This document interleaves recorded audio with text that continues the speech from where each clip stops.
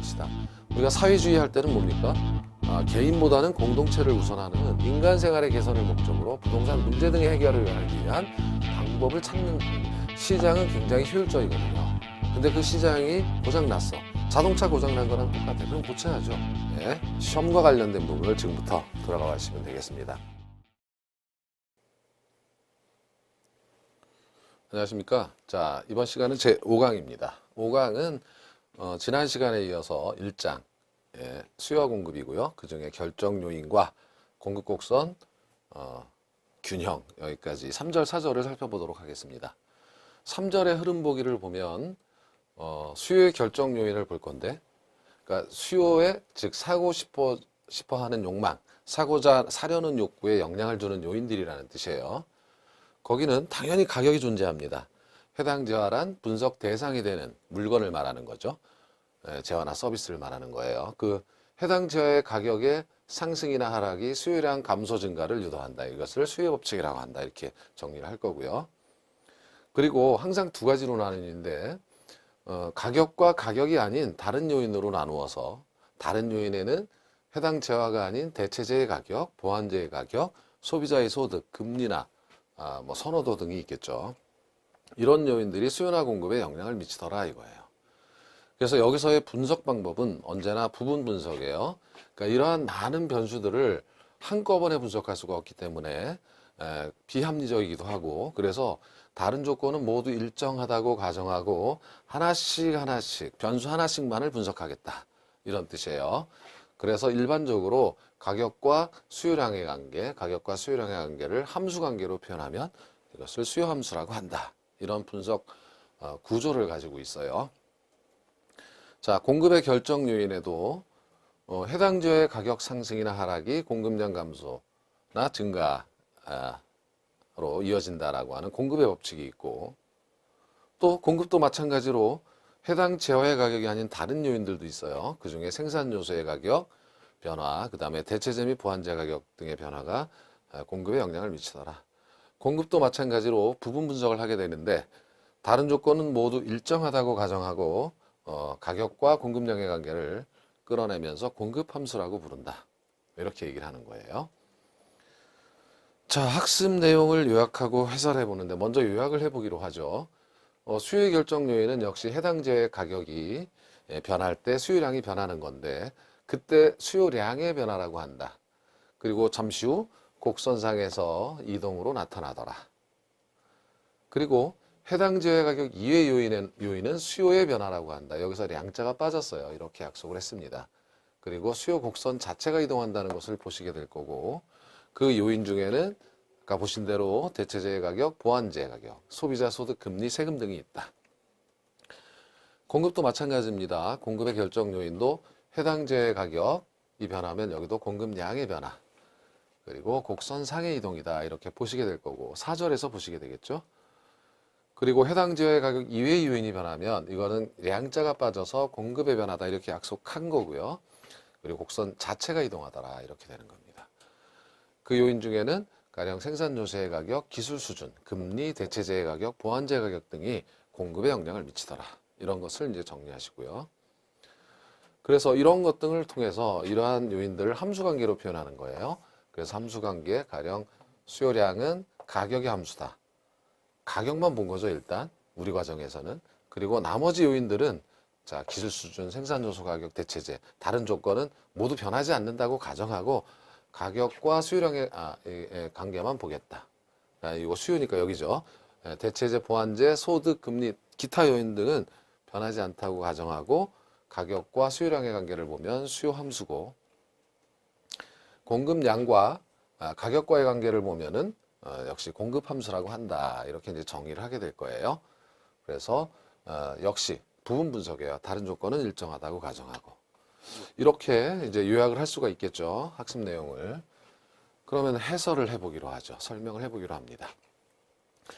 자, 이것은 우리가 직관으로도 알 수 있어요. 가령 아파트가 있다. 아파트가 해당 재화, 분석 재화다 그러면 아파트의 가격이 상승하면 사려고 하는 욕구는 어떻게 될까? 당연히 줄어들죠. 다른 조건은 일정해요. 가격 변수만을 봤을 때. 이것은 항상 소비자 이론이죠. 의사결정식 접근 방법. 소비자가 합리적으로 행동한다면 어떻게 의사결정을 할까? 효용 극대화를 위해서 행동한다. 효용 극대화를 위해서는 서브젝트 투, 이거 제약 조건이라고 해요. 어떤 제약이냐면 소득이라는 제약 조건 하에서, 주어진 소득 하에서, 소득은 주어져 있어요. 그 주어진 소득으로 어떤 행동을 했을 때 효용을 극대화시킬까? 아파트 가격이 오를 때는 오른 거 안 사는 게 좋아요. 이런 의미에서 이렇게 행동을 한다라는 가정이에요. 이것을 수혜 법칙이라고 한다. 수혜 법칙은 그러니까, 자, 반대로 아파트 가격이 하락하면 수요량이 증가하겠죠. 사려고 하는 욕구가 증가할 겁니다. 그래서 가격 변화와 수요량의 변화는 반대죠. 하락하면 증가하고, 그래서 부호로는 마이너스 이렇게 쓰기도 합니다. 가격이 상승하면 수요량이 감소하니까 이것도 마이너스, 반대 방향으로 가죠. 예, 가격 변화와 수요량의 변화가. 그래서 이것을 수혜 법칙이라고 한다, 이렇게 얘기를 하는 겁니다. 자, 그렇다면 해당 재화의 가격 이외의 요소는 어떨까라고 하는 겁니다. 여기서 분석 방법은 부분 분석이에요. 즉, 다른 모든 조건은 일정하다는 가정하에 하나씩 나와봐라 이거죠. 아까는 가격을 했죠. 이번엔 대체재의 가격을 할 때도 다른 건 변하지 않으니까 오로지 얘만 신경 써라. 수많은 수요에 영향을 주는 변수들 중에 나머지는 변하지 않고 하나씩 나와봐라. 하나씩 분석해 나가겠다라는 뜻이에요. 이것을 세트리스 파리부스라고 하는데, 이러한 가정이 굉장히 중요한 가정이에요. 이러한 가정하에 어떤 이론을 끌어내는 겁니다. 자, 그렇다면 해당 제외 가격이 아닌 다른 요인들은 어떤 것들이 있을까라는 거죠. 자, 수요에 있어서는 대체재 절대입니다. 수요 이론에서는 효용 극대화를 위해서는 대체재를 잘 활용해야 되겠죠. 대체재 보완제는 굉장히 중요해요. 대체재의 정의는 무엇이냐라고 하면, 대체는 바꿀 수 있다가 대체죠. 바꿀 수 있는 재화예요. 왜 바꿀 수 있는가라고 하면 같은 효용을 주니까. 그렇지만 서로 다른 재화가 대체재다. 만일 딸기와 포도를, 이거 딸기처럼 보이시죠? 포도를 서로 대체재라고 가정한다면 이렇게 되는 거예요. 그럼 효용이 비슷해서 서로 바꿀 수 있어요. 그런데 다른 언어 하나에, 만약에 딸기를 분석한다고 한다면 서로 대체 관계지만 딸기의 대체재는 포도다, 이렇게 얘기할 수 있겠죠. 그 대체재의 가격 변화가, 즉 포도의 가격 변화가 딸기의 수요에 영향을 줄 수 있다라는 거죠. 가령 포도 가격이 올랐어요. 포도가 뭐 생산이 줄어가지고 기후가 안 좋아서, 그러나 그렇죠. 그래서 포도 가격이 올랐으면 포도 자체의 수요량은 줄겠죠. 포도 가격이 올랐으니까. 사람들은 효용을 극대화하기 위해서 바꿀 수 있다면 가격이 올라간 거는 수요를 줄이고 그 대신 가격이 올라가지 않은 다른 재화를 사겠죠. 다시 말해서 딸기의 수요는 증가하는 겁니다. 이것이 효용을 극대화하는 방법이라는 거야. 주어진 소득하에서. 그래서 결국 뭐냐면, 대체재는 대체재의 가격이 올라가면 그 대체재의 수요를 줄이고 바꿀 수 있는 다른 재화의 수요를 하는 것이 낫다. 부분 분석이에요. 포도 가격만 올랐어요. 대체재의 가격만 올랐어요. 딸기가 다른 거 다 변화 없습니다. 그러니까 딸기의 상대 가격이 떨어진 거죠. 얘만 올랐으니까. 그래서 딸기의 수요가 증가한다. 이런 결론을 기억하시면 되고요. 그러면 자, 딸기의 가격이 포도의 가격이 하락한 경우는 어떨까? 그러면 대체재의 가격, 포도의 가격이 하락하면 사람들은 포도 수요를 증가시키겠죠. 포도가 싸졌으니까. 기존에 그 대신 딸기는 가격 변화가 없어요. 포도의 상대 가격이 내려갔으니까 바꿀 수 있다. 효용이 같다면 딸기의 수요를 줄여서 포도로 오는 겁니다. 수요가 증가하는 거죠. 자, 따라서 대체재는 결국 반대 방향으로 움직이는 겁니다. 대체재의 가격과 해당 재의 수요가 경쟁 재화예요. 대체재는. 자, 그래서 정리를 해보면, 생각을 해보시죠. 대체재의 가격이 올라가면 그 올라간 재화의 수요량을 줄이고, 그렇죠? 해당 재화로 오겠죠, 수요가. 변하지 않은 가격이. 그리고 대체재의 가격이 떨어지면 해당 재화에서 이탈을 해서 그 떨어진 재화로 가서 수요를 늘리는 편이 효용 극대화를 위해서 도움이 되겠죠. 이렇게 행동한다는 겁니다. 그래서 이 대체재는 여러분 처음 하시게 되면, 또 공부를 오랫동안 안 하시다가 하셔가지고 굉장히 뭡니까? 굉장히 좀 헷갈리실 수 있어요. 그런데 이것은 한 번에 되는 건 아니고 자주 듣고 자주 생각해보고, 지금 머릿속에 남겨둘 필요가 없어요. 한번 생각해보고 잊어버리시는 게 나아요. 그리고 반복적으로 훈련하시면 저절로 익혀지는, 그러니까 우리 과목이 좀 거의 그런 과목이에요. 부동산학개론이. 그래서 큰 부담은 느끼시지 마시고, 이해하려고 애쓰다 보면 저절로 외워지더라. 이렇게 생각하시면 되겠습니다. 자, 그 다음은 보완제로 가보죠. 우리가 보완제라고 하면은 함께 사용하는 두 제와 협동제예요. 효용을 증대시키기 위해서. 자, 빵이 해당 제와다 생각하면 빵과 버터는 보완 관계에 있다 이렇게 얘기하겠죠. 그런데 만일 자, 빵과 대체 관계에 있는 제와인 버터의 가격이 올라갔다라고 하면 보완제의 가격이 올라간 거죠. 그럼 버터의 수요가 줄어들겠죠. 버터의 수요가 줄어든다는 것은 협동제와인 빵의 수요도 줄어드는 겁니다. 그러니까 보완제는 항상 나중에 보게 되면 수요의 방향이 같아요. 대체제, 이게 보완제입니다. 이걸 못 고쳤네. 보완제하고 수요의 방향이 같아요. 그렇죠? 이렇게 이제 이해하시면 되겠어요. 반대로 보완제의 가격이 하락하면 어떨까? 버터의 가격이 하락하면 버터의 수요가 증가하죠. 그럼 버터만 먹는 건 아니잖아요. 버터를 사서 빵하고 함께 먹어야 되니까 빵의 수요도 함께 증가하는 겁니다. 그래서 보완제는 언제나 수요의 방향이 같다. 보완제끼리 같다. 앞서 보셨던 대체제는 수요의 방향이 반대다. 이렇게 생각하시면 되겠죠. 이렇게 단계적, 논리적으로 생각하시는 훈련을 자주 하셔야 한다. 이런 말씀을 드리는 겁니다. 그래서 정리를 해보면 보완제는 협동제니까 보완제의 가격이 올라가면 보완제의 수요량 자체가 줄어들고, 이게 수요 법칙이죠. 그러면 함께 사용하는 해당 제의 수요도 같이 준다라는 거죠. 반대로 보완제의 가격이 하락하면 그 제와 수요량은 증가합니다. 그러면 나머지 반쪽인 해당 제의 수요도 증가할 수밖에 없겠죠.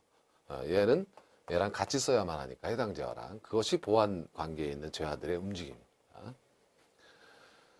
자, 그리고 이 소득이라는 것은 수요에, 소비에 있어서 가장 근본적인 변수죠.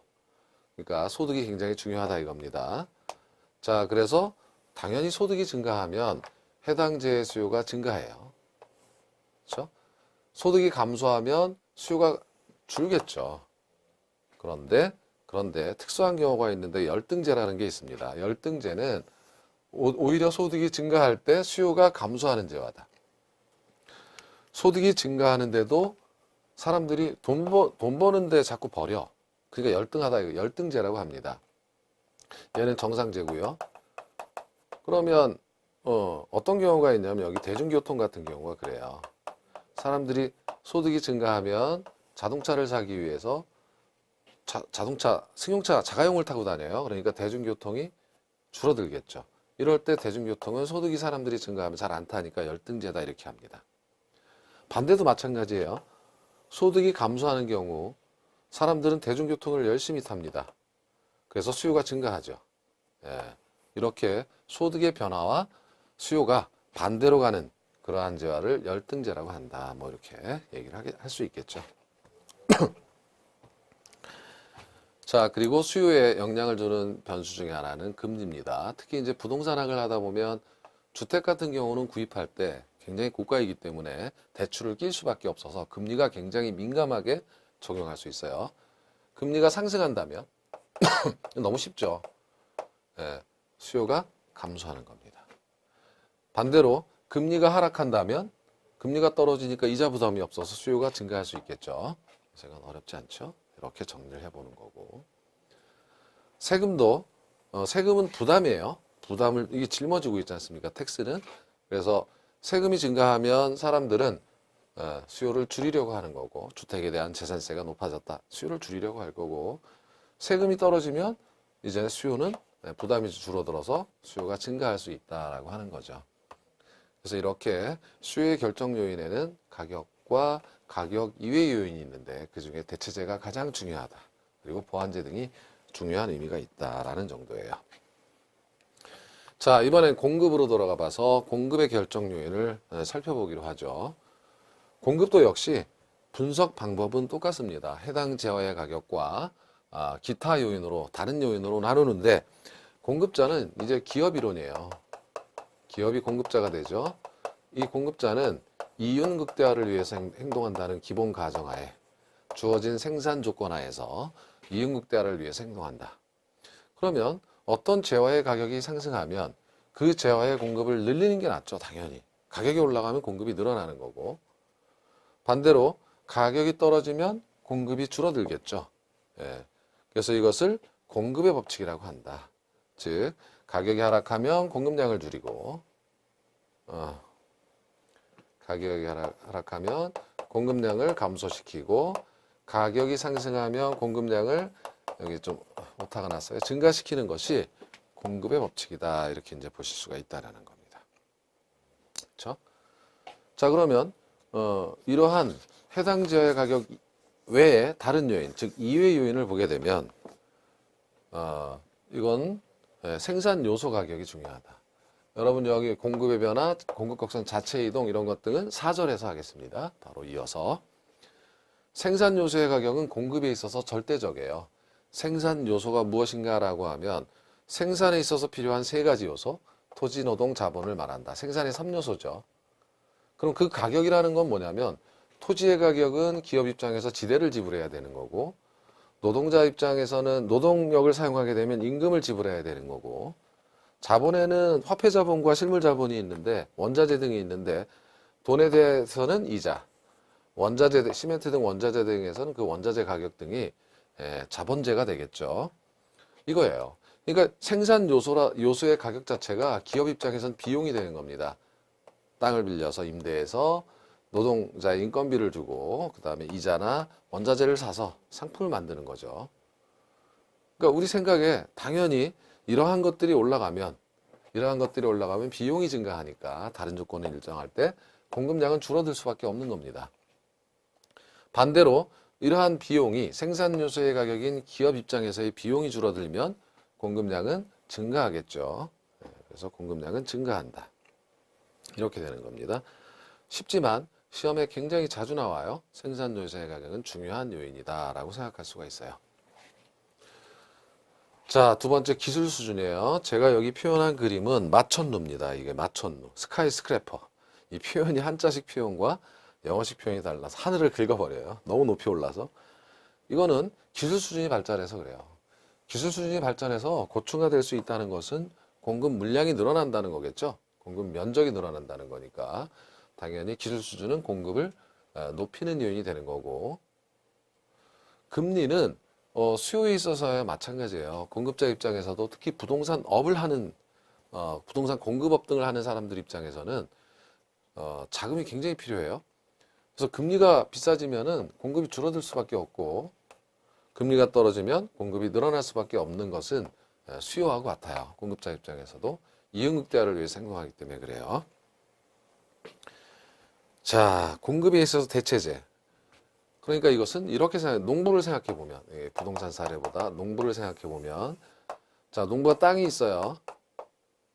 자, 대체재란 내가 이 땅에 감자를 심든 이게 감자처럼 보입니까? 감자를 심든 이 땅에 옥수수를 심든 같아요. 그런데 만일 옥수수의 가격이 올라가면 당연히 어떻게 됩니까? 옥수수를 이 땅에 많이 심고 감자를 줄이는 게 낫죠. 그렇죠? 그래서 자, 옥수수의 가격이 올라가면 옥수수의 공급량을 늘리기 위해서 이것도 표시가 잘못됐어요. 감자의 공급량은 줄어들 수밖에 없어요. 그러니까 공급자 입장에서는 가격이 높은 쪽을 주어진 생산 조건 하에서 가격이 높은 쪽을 생산하는 겁니다. 대체재 가격이 올라가면 바꿔 생산할 수 있는 거니까 옥수수를 늘리고 감자를 줄이는 겁니다. 반대로 가는 거죠. 이걸 부동산으로 대비해 보면 가령 해당 지화가 아파트라고 하고 빌라라고 한다면 대체재가 이 주어진 땅에 공급자가 자 아파트 빌라를 지으려고 하다가 빌라 가격이 막 올라가니까 상대적으로 빌라의 공급을 늘리고 아파트 공급을 줄이는 것이 합리적이다. 이렇게 볼 수 있다는 거예요. 그렇죠? 자, 반대로 이게 하락하는 경우 이게 이제 여기를 안 바꿨네. 자, 대체재의 가격인 옥수수의 가격이 하락한다면 다른 조건이 일정하니까 감자 가격은 변화가 없어요. 그럼 여기다 옥수수 안 심고 감자를 많이 심어야 되겠죠. 감자의 공급량은 늘어납니다. 이렇게 되는 거죠. 그래서 공급 측면에 있어서의 대체재 공급량의 변화는 역시 반대다라고 생각하시면 되겠습니다. 자, 공급 측면에서 보완제는 좀 오늘 먹는 것만 계속 나와서 시장하실지 모르겠네요. 이게 닭입니다. 닭발이에요. 보완제예요. 생산 측면. 닭을 잡으면 당연히 이거 잘라서 닭발도 우리나라 먹지 않습니까? 그럼 예를 들어서 닭의 가격이 올라가면 닭의 공급이 늘어나겠죠? 공급자 입장에서 닭을 많이 생산해야 돼요. 많이 잡아요, 이제 닭을. 닭값이 올라가면. 닭의 공급이 늘어나면 필연적으로 보완제인 닭발의 공급량도 늘어나겠죠. 네, 이렇게 볼 수가 있다는 거죠. 그래서 보완제도 역시 수요처럼 공급량의 변화가 보완제는 항상 같아요. 수요량의 변화도 같았듯이. 이걸 부동산으로 얘기를 한다면 주택, 택지 이렇게 볼 수도 있어요. 가령 주택의 가격이 오르면 주택 공급량을 늘려야 되는데 주택 공급량을 늘리기 위해서는 택지 공급량도 늘어나겠죠. 주택을 하늘에다 매달아서 질 수는 없으니까 보완관계에 있는 재화다 이렇게 이제 보시면 되겠습니다. 그래서 지금 수요도 헷갈렸는데 공급까지 나와가지고 더 헷갈릴 수 있어요. 듣고 잊어버리시면 된다 그랬어요. 앞으로 시험까지 1년 정도의 시간이 남아있죠. 그동안 기본 이론도 하고 문제풀이도 하고 여러분 많은 생각을 할 시간이 필요한 겁니다. 그래서 이런 과목의 이런 정도의 내용은 지금 이거 뭐 외워서 되는 것도 아니고요. 생각해보고 잊어버릴 수밖에 없고 그걸 반복하는 거예요. 계속. 그러다 보면 그냥 보인다. 문장이 이렇게 되는 겁니다. 자, 그리고 반대로 닭고기 가격이 하락하면 공급이 줄면 당연히 닭발도 줄어들겠죠. 주택 가격이 하락해서 주택 공급이 줄으면 택지 공급도 줄어드는 것과 같은 논리입니다. 자, 이제 함수로 갔습니다. 세 번째 주제죠. 수요함수, 공급함수인데 함수가 참 이게 쉽지 않아요. 함수라고 했을 때 이 함이라는 것은 상자 함자예요. 그래서 펑션, 영어로는 펑션이라고 하고 여기 F가 펑션 함수의 약자입니다. 그리고 요 가로에 이 가로가 상자예요. 마술상자. 그래서 중국에서는 이 펑션을 함수로 번역을 했어요. 왜냐하면 여기다가 마술상자에 뭘 넣으면 뭐가 나오는 거예요. 가령 우리가 이름이 F인 펑션에 이제 FP라고 썼으니까 이름이 F인 이 마술상자에 일정한 가치가 있는 물건을 넣으면 이게 포도주죠. 포도주를 넣으면 가령 여기에 알맞는 합당한 돈의 액수가 나온다 라고 할 때 모든 물건이 반드시 그 물건의 가치에 맞는 돈의 액수로 나오는 관계, 이게 함수관계예요. 다시 말해서 함수관계란 원인이 있으면 결과로 바꾸어주는 그런 결과를 함수관계라고 한다. 여기다가 만약에 분필을 집어넣으면 얼마가 나올까? 그러면 가치를 이 마술상자가 평가를 해가지고 너는 500원이다 라고 하는 그런 관계, 이런 관계를 함수관계라고 한다. 그래서 이 함수라는 게 이게 중국식 표현이라서요. 상자 함자 이렇게 설명을 드리는 거고 펑션은 그러한 기능을 한다 라는 겁니다. 그래서 이제 저희 때쯤 될 때는 이걸 독립변수라고 배웠는데 요즘 그렇게 안 하고 정의역이다 이렇게 이제 하는 거고 얘를 종속변수다 이렇게 배웠었는데 이런 말은 수학에서 요즘 안 쓰고 공역이다 이렇게 얘기를 하더라고요. 그래서 정의역 이게 공역이다. 그래서 우리가 주로 이게 x가 되는 거고 독립변수 혹은 정의역 공역을 y라고 이제 표현해서 우리가 수학 시간에는 y는 fx 이렇게 쓰는 거죠. 그럼 x라고 하는 정의역을 집어넣으면 자 여기다가 포도주를 집어넣으면 5만 원짜리로 환산되는 이러한 관계를 함수관계라고 한다. 그러나 이 fx라고 하는 이 마술상자는 반드시 그 물건의 가치에 맞는 돈이 나오게끔 하는 그런 관계를 함수관계라고 한다. 이렇게 얘기하는 겁니다. 그래서 함수를 정의해 보면 두 집합 xy 사이에 이 x가 정의역 대응관계로 집합 x의 모든 원소들이 포도주든 분필이든 각각 집합 y의 유일한 원소에 대응하는 5만 원이 되고 500원이 되고 그런 대응시키는 관계를 함수관계라고 한다 라고 하는 겁니다. 그럼 우리도 이제 수요 함수를 쓰는 이유가, 자, 여기가 정의역이 수요의 결정 요인입니다. 여기가 수요량이 되는 거예요. 그래서 이 결정 요인에 합당한 그 수요량이 나오게 해주는 그러한 관계, 대응시키는 그런 관계를 수요 함수라고 한다. 이렇게 정의할 수가 있어요. 이 결정 요인에는 가격도 있고 뭐 금리도 있고 대체재의 가격도 있고 이렇게 됐었죠. 그런데 우리는 다른 조건은 모두 일정하다고 가정하고 하나씩 분석하는 거니까 여기서 가격만 남겨놓고 프라이스 P, 가격만 남겨놓고 나머지는 일정하다고 가정하고 가격과 수요량의 관계를 대응시켜 나가는 관계를 수요 함수라고 한다. 이렇게 정의할 수 있다는 겁니다. 그래서 이제 이거를 좀 보게 되면 이거죠. 정의역 자체는 이거 x의 집합이죠. 이 각각의 fx를 통해서 y로 이제 되는 거고 이걸 이제 공역이라고 하는 거고 전체의 범위는 치역이라고 한다. 뭐 이런 것까지는 저희가 수학 시간이 아니니까 수요 함수라는 걸 이해하기 위해서 이런 것들을 좀 가져왔고요. 그럼 수요 함수를 정의해 보면 이제 우리가 이렇게 쓰는 거죠. 사실은 얘가 y는 fx 이렇게 쓰던 것을 그렇죠? 여기 x 대신에 p로 가격으로 바꾸어줘서 자 이름이 f인 마술상자 안에 수요에 영향을 주는 요인 가령 가격 p 이게 가격이죠. 프라이스를 이제 가격을 마술상자에 집어넣으면 그에 알맞는 합당한 수요량이 나오는 관계 이러한 관계를 수요 함수라고 한다. 이렇게 얘기할 수가 있다는 거예요. 문제는 여기서 변수 하나만을 썼고 항상 다른 조건은 일정하다고 가정하고 이러한 관계가 이루어지는 겁니다. 자, 그럼 공급 함수는 어떨까라고 하면 공급 함수는 이제 여기다가 supply, 아까 수요 함수는 demand, 수요의 약자는 영어로 demand니까 D를 쓰는 거고요. 공급은 supply의 약자니까 공급은 supply의 약자니까 S 이렇게 해서 QS. 이 Q는 quantity, 수량이라는 뜻이야. 수량이라는 뜻입니다. 그래서 공급량 이렇게 하고 F라는 마술상자 안에 가격을 집어넣으면 결정 요인을 집어넣으면 그 수요량이 나오는 관계를 수요 함수라고 한다. 이렇게 하는 겁니다. 공급 함수라고 한다. 그래서 이런 수요 함수나 공급 함수는 이렇게 식으로 표현할 수도 있지만 그래프로도 나타낼 수가 있어요. 그것이 바로 4절에 이어져서 나온다라고 말씀을 드리는 겁니다.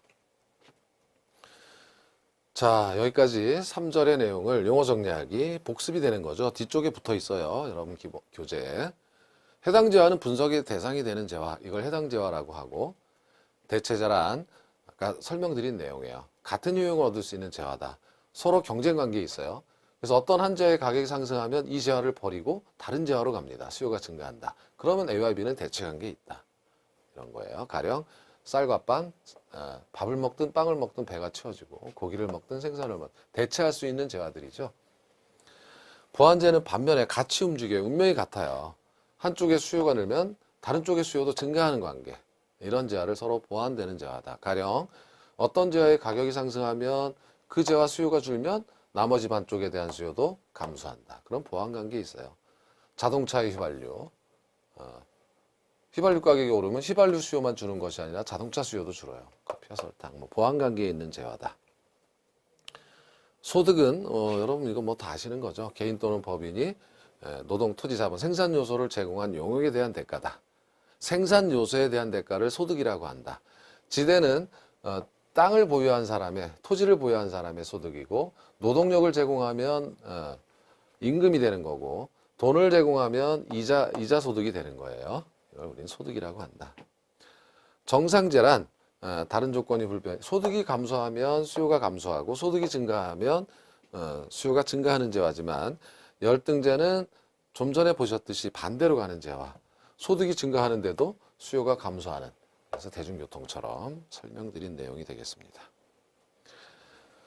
자, 수요의 법칙은 다른 조건이 모두 일정할 때 어떤 재화의 가격이 상승하면 수요량이 감소한다. 반대도 마찬가지죠. 가격이 하락하면 수요량이 증가하는 법칙이다. 공급의 법칙은 반대였죠. 가격이 상승하면 공급이 늘어나고 가격이 하락하면 공급도 줄어드는 그러한 법칙이다. 수요 공급의 법칙은 4절에서 보겠지만 수요와 공급이 일치하도록 조정된다. 이걸 이제 그림을 통해서 균형 상태로 이루어지게 하는 그러한 법칙을 수요 공급 법칙이라고 해요.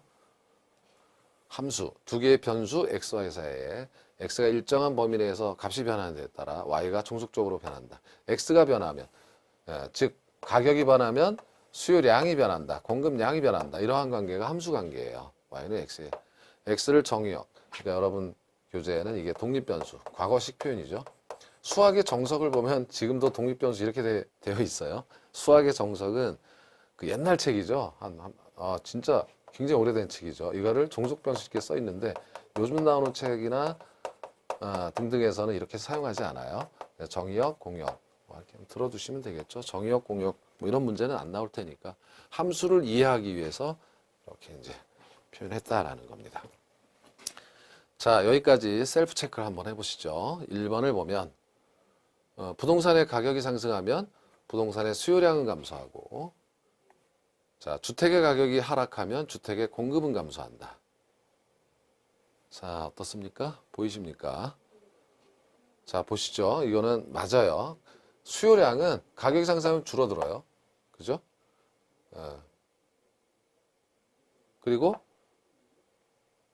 이거 여기까지 맞는데 부동산의 가격이 상승하면 수요량은 감소하고 주택의 가격이 하락하면 주택의 공급량은 감소한다. 이렇게 바꿔주셔야 되겠죠. 이 증가 잘못 들어갔어요. 감소한다 하게 되면 이렇게 되면 맞는 거죠. 공급은 같이 가는 거죠. 가격이 올라야 가격이 상승해야 주택의 공급은 증가하는 거니까 X입니다. 이렇게 감소한다로 바꿔주면 맞는 거죠. 자, 대체재의 가격이 상승하면 수요는 증가하고 보완재의 가격이 하락하면 해당 재의 수요는 감소한다. 이거 좀 생각을 해보셔야 될 것 같은데요.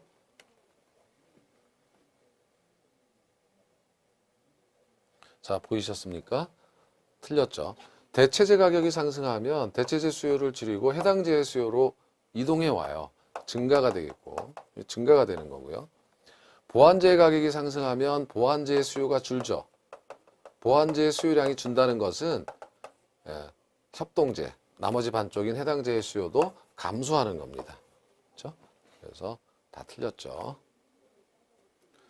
생산 요소의 가격 상승은 수요의 감소 요인이고 기술력의 진보는 공급의 증가 요인이다. 이건 어떨까요? 얼핏 보면 맞는 것 같지만 생산 요소의 가격은 수요에 영향을 미치는 변수가 아닙니다. 얘는 공급에 영향을 미치는 요인이죠. 생산 요소 가격은. 그래서 공급의 감소 요인이고 뒷부분은 맞았어요. 기술력의 진보는 공급의 증가 요인이다. 그래서 공급의 감소, 여기가 공급의 감소 이렇게 바꿔주셔야 한다. 이렇게 보시면 되겠습니다. 자, 기출문제 맛보기. 이건 26회 문제인데요. 좀 안 배우신 부분도 있지만 배운 것만 중심으로.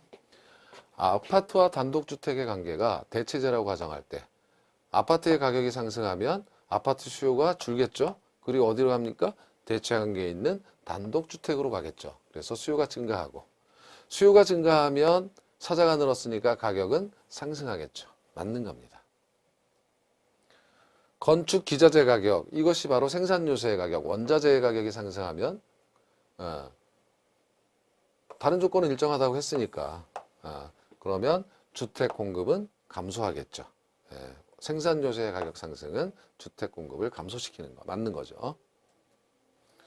주택 가격이 상승하면 주거용지의 공급이 감소한다. 이건 틀렸죠. 사실 이걸 보완재 관계로 제가 아까 설명을 드렸었는데 주택 가격이 상승하면 주택의 공급이 늘고 주택 공급이 증가하기 위해서는 나머지 반쪽인 택지, 주거용지의 공급도 증가해야 합니다. 감소하면 어떻게 공급이 늘어요? 그렇죠? 그러니까 감소한다가 아니라 증가한다. 이게 틀린 답이 되겠습니다. 틀린 것을 골라라 했으니까. 5번은 4번은 패스.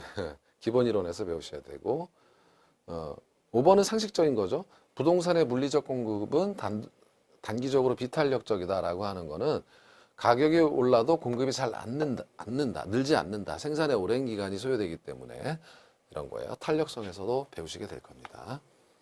이런 식으로 이제 문제가 출제된다는 것 맛보기예요. 말 그대로. 자, 되셨고 이제 4절로 왔어요. 4절에서는 수요 공급 곡선과 균형입니다. 수요 함수, 공급 함수, 흐름 보기를 보면 수요량과 그 제어의 가격과의 관계, 이걸 우리 보셨었죠. 그래서 가격과 수요량의 관계를 수요 함수라고 하고 가격과 공급량의 관계를 공급 함수라고 한다. 그래서 이걸 잠시 후 보면 수요 곡선은 우하향, 공급 곡선은 우상향.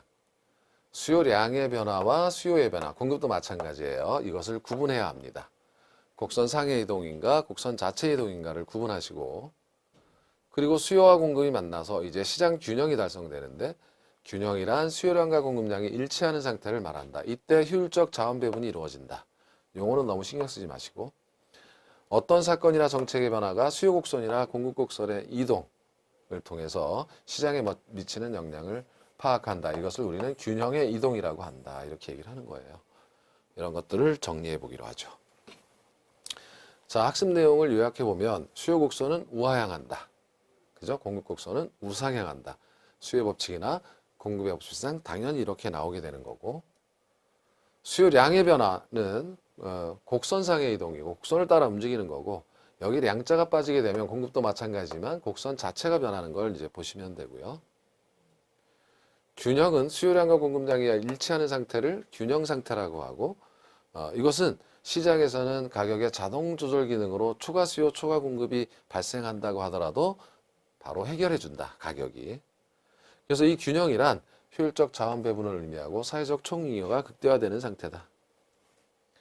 그런데 이 균형은 가만히 있는 것이 아니라 언제나 움직인다. 해당지의 가격이 아닌 이외의 요인의 변화, 가령 뭐 금리가 하락했다, 세금이 올랐다, 뭐 이런 요인 때문에 수요 곡선이나 공급 곡선이 이동하면 균형 상태도 변하더라. 이러한 내용들을 보시는 거예요. 자, 그럼 수요 곡선을 도출해 보죠. 우리가 이제 여기 프라이스, 여기가 가격이고요. 수요량은 QD라고 썼습니다. 자, QD가 Y고 P가 X인데 그래프는 거꾸로 돼 있죠. 이렇게 거꾸로 된 이유는 마샬이라는 경제학자가 처음에 이걸 그렸는데 이때 이렇게 그렸어요. 거꾸로. 그래서 관행적으로 이렇게 그려요. 관행적으로 그리고 또 이제 가격이 중심이 되는 거니까 이것을 종축에 세워놓은 거예요. 그래서 수요 곡선이란 수요 함수를, 가령 수요 함수는 QD는 FP다 라고 했죠. 이 마술상자를 풀어보니까 이런 관계라는 거예요. 100-2P가 FP구나. 이 사례를 가지고 어떤 식으로 수요 곡선이 이루어지는지를 보는 거예요. 가령 가격이 20원이라면 수요량은 얼마일까라고 하면 여기다 20을 대입하면 되니까 QD는 100-2 곱하기 20 하면 얘가 40이죠. 60이 되는 겁니다. 그래서 수요량은 60이 되는 거죠. 그런데 수요각선이라는 곡선은 각 가격하에서 기꺼이 사려고 하는 수량을 구하는 곡선이니까 하나를 더. 가격이 10원일 땐 어떨까? 10원일 때는 QD는 여기 100-2 곱하기 P에다가 10원이죠. 그러면 이게 20이죠. 100에서 20 빼면 80이 되지 않습니까? 여기 80이 되지 않습니까? 그러니까 결국은 가격이 하락하면 수요 법칙에 의해서 수요량이 증가하는 겁니다. 이걸 그림으로 표현하니까 이렇게 우하향하더라. 수요 곡선은 우하향하더라. 수요 법칙상 오른쪽 아래로 이렇게 내려가는 모양을 보이더라. 원점으로부터 오른쪽 아래로 우하향하는 곡선이다. 이렇게 이제 얘기를 하면 되는 겁니다. 자, 공급 곡선은 어떨까? 공급 곡선도 마찬가지 방법으로 유대를 해보면 공급 함수는 QS는 FP다 이렇게 되어 있는데 어떤 특정한 재화의 마술상자를 풀어보니까 10 플러스 4P로 되어 있다고 가정해보자. 그러면 가격이 10원일 때 공급량 QS는 10 플러스 4 곱하기 P가 10이죠. 얘가 P니까. 그럼 10을 하게 되면 100이죠. 10이네. 그러면 40에다가 10을 더하면 50이 되는 겁니다. 50. 이렇게 되는 거고. 자, 그 다음에 가격이 20일 때는 어떻게 될까? QS는 10 더하기 4 곱하기 20이 되니까 얘는 80이죠. 그럼 90이 되는 겁니다. 90이 되는 거죠. 즉 가격이 오르니까 공급량이 증가하는, 그렇죠? 가격이 오르니까 공급량이 증가하는 그런 관계. 공급의 법칙상 공급 곡선은 우상향하더라. 이응극대를 위해서 이렇게 행동한다라는 겁니다. 이렇게 정의할 수가 있겠죠.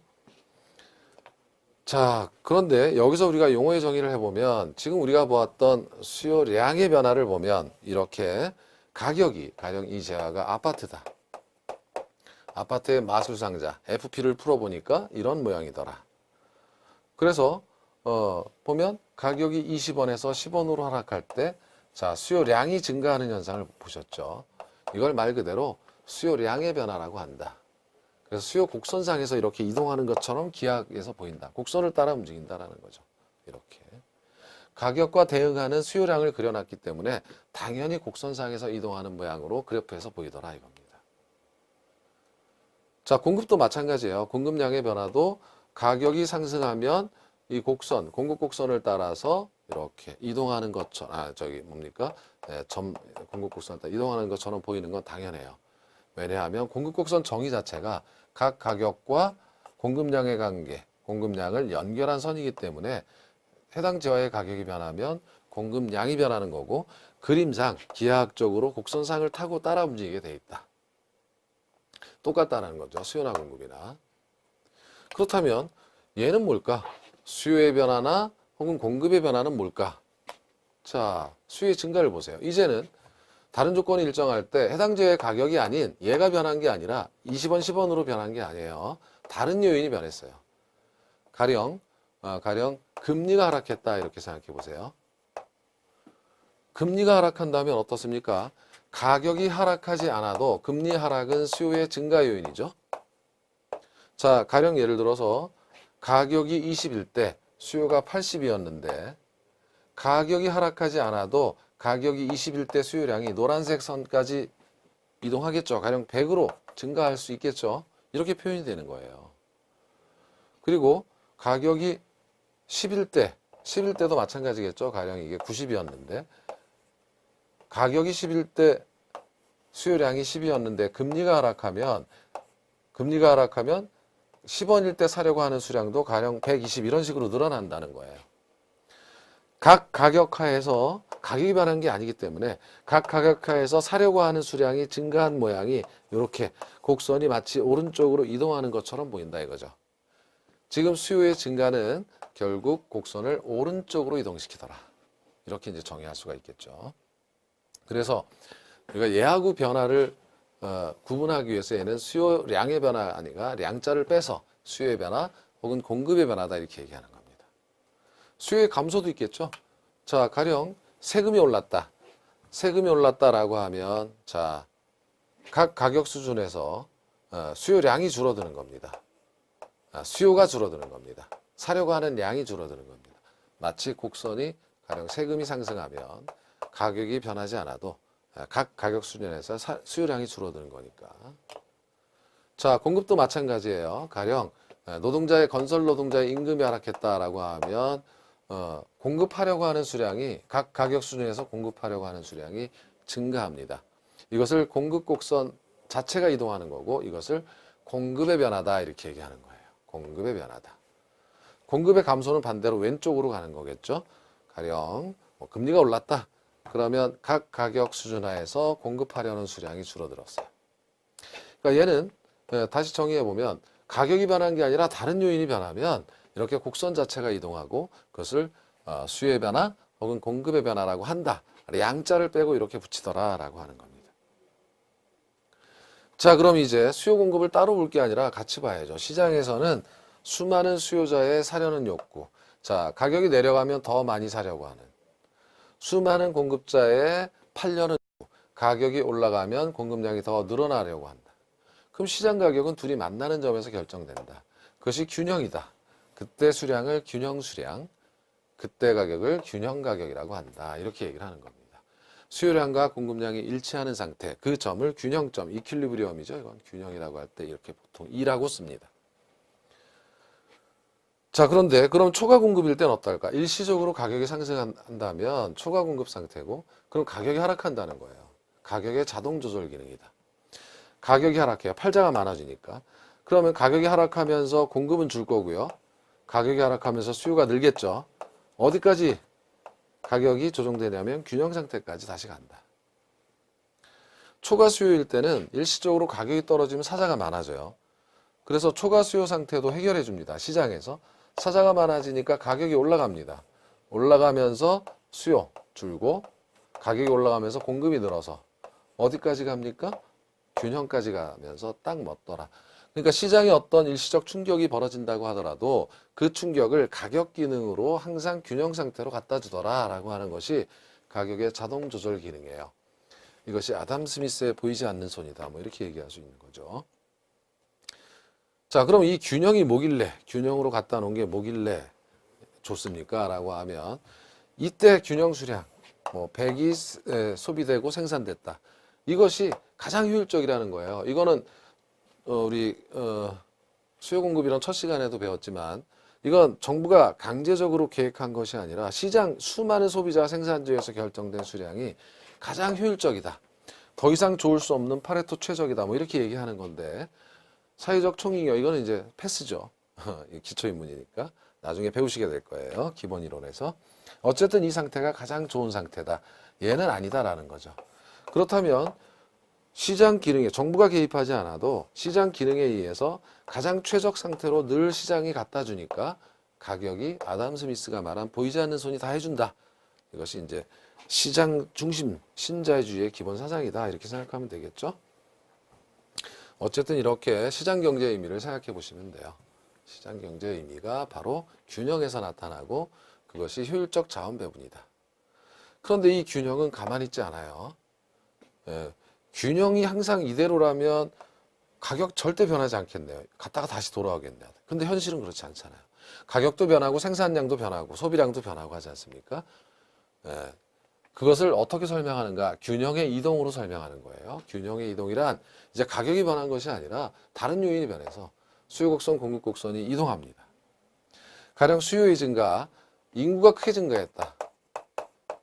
인구가 크게 증가하면 아파트 등에 대한 수요 등이 증가하겠죠? 그러면 자, 수요의 증가는 곡선을 오른쪽으로 이동시키죠. 곡선이 오른쪽으로 이동해서 균형 상태가 변했어요. 새로운 균형으로 갑니다. 그때 자, 수량이 증가했고 가격도 상승합니다. 이런 변화 관계가 이제 시험에 나오게 되는 거고 그 관계는 이제 기본 이론에서 좀 더 훈련을 하게 되겠죠. 지금은 개념만 잡아보시면 돼요. 반면에 수요의 감소는 가령 금리가 상승했다라고 하면 이거 이자가 비싸서 아파트 사기 힘들죠. 그럼 아파트의 수요가 감소하는 수요 곡선이 왼쪽으로 이동하면 자, 거래량 줄어들고요. 가격도 떨어지고 하는 겁니다. 균형 수량이 감소하더라. 공급도 마찬가지인데 자, 공급이 증가했다. 기술력이 발전해서 아파트 공급량이 크게 늘었다. 그러면 공급 곡선이 오른쪽으로 하면서 아파트 가격 떨어지고 생산 거래되는 양도 증가하겠죠. 이런 거예요. 반대로 공급의 감소, 가령 건축 원자재 파동이 일어나서 원자재 가격이 급하게 올라가면 공급량이 줄어들어서 가격도 상승하고 거래량도 줄어드는, 균형 수량도 줄어드는 그런 결과. 이렇게 균형이 이동할 수 있다라는 겁니다. 그래서 균형의 이동은 수요나 공급의 변화, 량이 아니라 그걸로 설명할 수 있다. 즉 수요 곡선이나 공급 곡선 자체가 이동하면서 이런 현상이 발생한다라는 겁니다. 자, 복습이에요. 이제 용어 정리하기는 복습. 수요 곡선을 그려봤죠? 어느 자의 가격과 수량의 관계다. 그래서 수요 법칙에 의해서 우하향한다. 공급 곡선은 자, 어떻게 변하나? 공급량이. 그래서 가격이 상승하면 공급량이 증가하니까 공급 곡선은 우상향한다. 수요량의 변화란 다른 조건이 일정할 경우 가격 변화, 해당 지역의 가격 변화에 의한 수요량이나 공급량의 변화를 의미하고 양자가 빠지면 주어진 가격에서 가격 위에 다른 요인이 변화할 때 곡선 자체가 이동하는 현상이다. 그래서 수요의 증가, 공급의 증가라고 했을 때는 오른쪽으로 곡선이 이동하고 수요나 공급이 감소할 때는 왼쪽으로 이동하더라라는 걸 이제 보셨어요. 균형이라고 하는 것은 여기 영어로 이퀄리브리엄이죠. 수요와 공급이 일치된 상태를 의미한다. 그래서 수요 곡선과 공급 곡선이 만나는 점이고 두 곡선이 만나는 점 가격을 균형 가격, 그때 거래량을 균형 수량이라고 한다. 자, 균형이 아닌 시장에서는 초과 수요나 초과 공급이 발생할 수 있다 그랬죠. 수요가 많으면 초과 수요, 공급이 많으면 초과 공급. 균형의 변화는 곡선이 이동할 때 나타난다. 그러면 시장 균형도 변한다. 이렇게 배우셨고, 자, 어떤 사건으로 인해 수요 곡선이 이동하는지 공급 곡선이 이동하는지를 판정하고, 그리고 나서 어느 방향으로 오른쪽으로 가는가 왼쪽으로 가는가를 판단해 보면 이제 가격이나 즉 균형에 미치는 영향, 가격이나 수량에 어떤 영향을 미치는지를 알 수가 있다. 이렇게 되는 거였죠. 자, 되셨습니다. 그 다음에 셀프 평가를 해보면 수요 곡선은 우상향하고 공급 곡선은 우하향한다. 이건 쉬우니까 바로 보이시죠? 반대로 써 있어요. 자, 2번 해당 재화의 가격이 변하면 수요 곡선과 공급 곡선이 이동하며 이를 수요량의 변화라고 한다. 자, 이건 어떻습니까? 틀린 거 보이시죠? 네, 이게 곡선이 이동하지 않아요. 곡선 상에서 변하는 거예요. 가격이 변하면. 초과 수요일 때는 가격이 상승하고 초과 공급일 때는 가격이 하락하여 균형이 달성된다. 잘 생각해 보시죠. 맞는 거죠? 예, 맞는 겁니다. 자, 초과 수요일 때는 그림상 사자가 많으니까 가격이 오르고 초과 공급일 땐 팔자가 많으니까 가격이 하락해서 균형 상태로 갖다 논다라는 그 그림을 보셨어요. 자, 20회 기출 문제는 이런 게 있었어요. 다음 사무실 수요 및 공급표에서 균형 임대료와 균형 거래량은. 이거는 굉장히 쉬운 문제인데 수요량과 공급량이 같은 걸 찾으면 돼요. 얘는 초과 수요, 여기는 같아. 이게 균형입니다. 자, 여기는 초과 공급, 여기도 초과 공급, 다 초과 공급이고 여기는 초과 수요고. 그러니까 얘만 수요량과 공급량이 일치하는 균형 상태고 그때 임대료는 6만 원 제곱미터당. 그래서 굉장히 쉬운 문제죠. 바로 보이는 문제였다.